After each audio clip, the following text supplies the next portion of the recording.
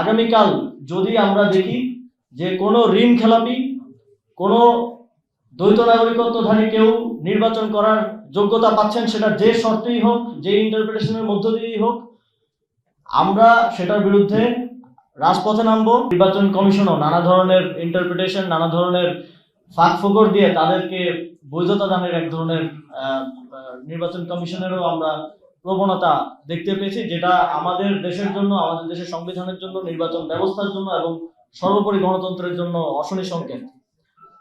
আমরা এটা স্পেসিফিকলি দেখতে পাচ্ছি বিএনপির প্রার্থীদের পক্ষ থেকে। বিএনপি নিজেদেরকে গণতন্ত্রের ধারক বাহক, গণতান্ত্রিক রাজনীতির পায়োনিয়ার বলে বিভিন্ন জায়গায় বলে আসছে এবং মনে করে, কিন্তু তাদের কাজকর্মে আমরা দেখি যে তারা সম্পূর্ণ 180 ডিগ্রি টার্ন নিয়ে গণতন্ত্রের বিরুদ্ধে, বাংলাদেশের সংবিধানের বিরুদ্ধে, বাংলাদেশের প্রচলিত আইনের বিরুদ্ধে কাজ করে যাচ্ছে। এবং তাদের যে লুটেরা শ্রেণীরা এই নির্বাচনে অংশগ্রহণ করছে, যারা এই দেশটাকে বিভিন্ন সময়ে বিভিন্নভাবে লুট করে বিদেশে নাগরিকত্ব নিয়েছে, বিদেশে বাড়িঘর করেছে, বিদেশে সম্পত্তির পাহাড় করেছে, এবং এখন আবার যখন গণতন্ত্রের সময় এসেছে, যখন নির্বাচনের সময় এসেছে, আবারও জনপ্রতিনিধি হওয়ার জন্য দেশে এসে সেই দ্বৈত নাগরিকত্ব সহ নির্বাচনে অংশগ্রহণ করার পায়তারা করছে। আপনারা যদি জনপ্রতিনিধি হতে চান, তাহলে প্রকৃত অর্থে প্রথমে এককভাবে বাংলাদেশের নাগরিক হন। আমরা কোনো বিদেশি নাগরিককে বাংলাদেশে নির্বাচন করতে দেব না। আমরা কোনোভাবেই, যদি নির্বাচন কমিশন এক্ষেত্রে সংবিধান লঙ্ঘন করার কিংবা কোনো ধরনের ইন্টারপ্রিটেশন দেয়ার কিংবা কোনো ফাঁকফোকরের মধ্য দিয়ে তাদেরকে এখতিয়ার বহির্ভূতভাবে তাদের প্রার্থিতা বৈধ করার কোনো চেষ্টা করে, তাহলে আমরা একই সাথে আইনি লড়াই লড়বো এবং একই সাথে রাজপথেও নামবো। আমরা এই নির্বাচন কমিশনকে সর্বোচ্চ সহযোগিতা করে আসছে প্রথম দিন থেকে, এবং আমরা বিভিন্ন জায়গায় তাদের অনেক ঘাটতি সত্ত্বেও তাদের এই যে একপাক্ষিক অবস্থান নেওয়াটা, সেটা আমরা একদম যাচাই বাছাইয়ের পর্যায়ে থেকে দেখে আসছি। তারপরেও আমরা চেষ্টা করেছি তাদেরকে সময় দেওয়ার, সুযোগ দেয়, যাতে তারা এগুলো ঠিক করে নেয়। কিন্তু আজকের যে ঘটনাগুলো ঘটেছে এবং আগামীকালকে আবার এফিডেভিটের মাধ্যমে বিদেশি নাগরিকদেরকে বাংলাদেশের নির্বাচন করার সুযোগ দেওয়ার যে কথাগুলো আমরা শুনেছি, তারপরে আমরা তাদেরকে আর কোনো ধরনের সুযোগ দিব না। আগামীকাল যদি আমরা দেখি যে কোনো ঋণ খেলাপি, কোনো দ্বৈত নাগরিকত্বধারী কেউ নির্বাচন করার যোগ্যতা পাচ্ছেন, সেটা যে শর্তেই হোক, যে ইন্টারপ্রিটেশনের মধ্য দিয়েই হোক, আমরা সেটার বিরুদ্ধে রাজপথে নামবো। আমরা সেটার বিরুদ্ধে আমাদের পরবর্তী আইনি লড়াই চালিয়ে যাব। আমরা কোনোভাবেই এই নির্বাচন কমিশনকে পূর্ববর্তী 3টে নির্বাচন কমিশনের মতো একটা দায়সারা নির্বাচন এবং একপাক্ষিক নির্বাচন, সেটেল নির্বাচন আয়োজন করার সুযোগ দিব না। জাতীয় নাগরিক পার্টি তাদের জোট শরিকদেরকে নিয়ে এই বিষয়টিকে খুব সিরিয়াসলি ডিল করবে এবং এই বিষয়টিকে এই ধরনের কোনো কিছু ঘটা থেকে রুখে দেওয়ার জন্য কাজ করবে।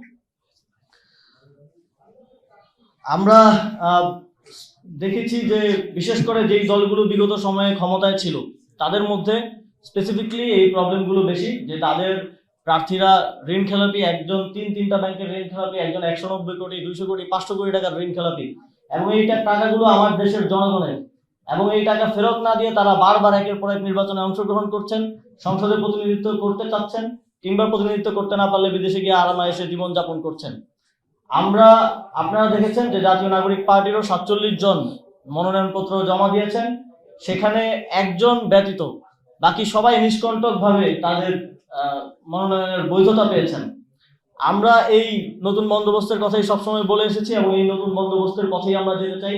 এটাই প্রমাণ করে যে জাতীয় নাগরিক পার্টি যেই তথাকথিত গণতান্ত্রিক কিন্তু লুটেরা রাজনৈতিক দলগুলো আছে, তাদের থেকে কোন জায়গায় আলাদা, এবং বাংলাদেশের জনগণ এই পরিবর্তনটা দেখেই তাদের ম্যান্ডেট দেবে, এটা আমরা প্রত্যাশা করি। আরেকটা বিষয়, আমরা আজকে অত্যন্ত দুঃখের সাথে জানতে পারলাম যে বিএনপির ফেনী 3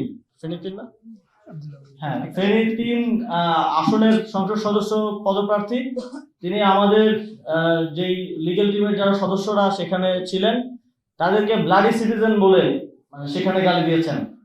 তো আমরা এটাকে গালি হিসেবে নিচ্ছি না, আমরা মনে করি আমরা ব্লাডি সিটিজেন, আমরা এই বাংলাদেশের ব্লাডি নাগরিক, কিন্তু আমরা ব্লাডি ফরেনার না। আপনাদের মতো ব্লাডি ফরেনারদের বাংলাদেশের কোনো অধিকার নেই নির্বাচনে অংশগ্রহণ করার এবং জনপ্রতিনিধিত্ব করার। বাংলাদেশের একটা উদীয়মান রাজনৈতিক দল হিসেবে, জুলাই গণঅভ্যুত্থানের থেকে উঠে আসা একটা রাজনৈতিক দল হিসেবে আমরা কোনোভাবেই আপনাদেরকে সেই সুযোগ দিব না। যদি কোনোভাবে আপনারা নির্বাচন কমিশনকে ম্যানেজ করে কিংবা এই পলিটিক্যাল এই ফ্যাসিবাদী সিস্টেম, যেটা আমরা দুঃখজনকভাবে গত 1.5 বছরেও পুরোপুরি পরিবর্তন করতে পারিনি, সেটার মধ্য দিয়ে আপনারা বৈধতা পেয়ে যান, তাহলে মনে রাখবেন আপনাদেরকে রাজপথে প্রতিরোধ করা হবে, আপনাদেরকে আপনাদের আসনে প্রতিরোধ করা হবে, আপনাদেরকে আমরা আমাদের যেই সুপ্রিম কোর্ট আছে সেখানে আমরা আমাদের আইন লড়াই চালাবো, কিন্তু কোনোভাবেই আপনাদেরকে আমরা শান্তিতে এখানে নির্বাচন করতে, এদেশের জনগণের প্রতিনিধিত্ব করার সুযোগ আমরা দেব না। আমরা জাতীয় নাগরিক পার্টির নির্বাচন পরিচালনা কমিটির পক্ষ থেকে, জাতীয় নাগরিক পার্টি এবং আমাদের জোটের শরিকদের পক্ষ থেকে স্পষ্টভাবে এই বার্তাটা দেশবাসীর কাছে, নির্বাচন কমিশনের কাছে, অন্তর্বর্তীকালীন সরকারের কাছে দিতে চাই। আপনারা কোনোভাবে একটা দায়সারা নির্বাচন করে দিয়ে বা সেটেল নির্বাচন করে দিয়ে পার পেয়ে যাওয়ার কথা ভাববেন না। আপনারা মনে রাখবেন যে আপনাদের ওই চেয়ারগুলোতে যারা পূর্বসূরি যারা বসেছিলেন, যারা এইভাবেই গত 3টি নির্বাচনে মানুষের ভোটাধিকার হরণ করেছিলেন, তাদের পরিণতি কি হয়েছে সেটা আপনারা ভুলে যাবেন না। আপনারা যদি এই ধরনের পরিণতি অদূর ভবিষ্যতে না চান, তাহলে অবশ্যই আপনাদেরকে একটা সুষ্ঠু নির্বাচন আয়োজন করতে হবে, সেটার জন্য সর্বোচ্চ সদিচ্ছা দেখাতে হবে, এবং যদি কোথাও আপনারা বাধাগ্রস্ত মনে করেন সেটা আমাদেরকে জানান, আমরা আপনাদেরকে সহযোগিতা করবো, বাংলাদেশের জনগণ আপনাদেরকে সহযোগিতা করবে।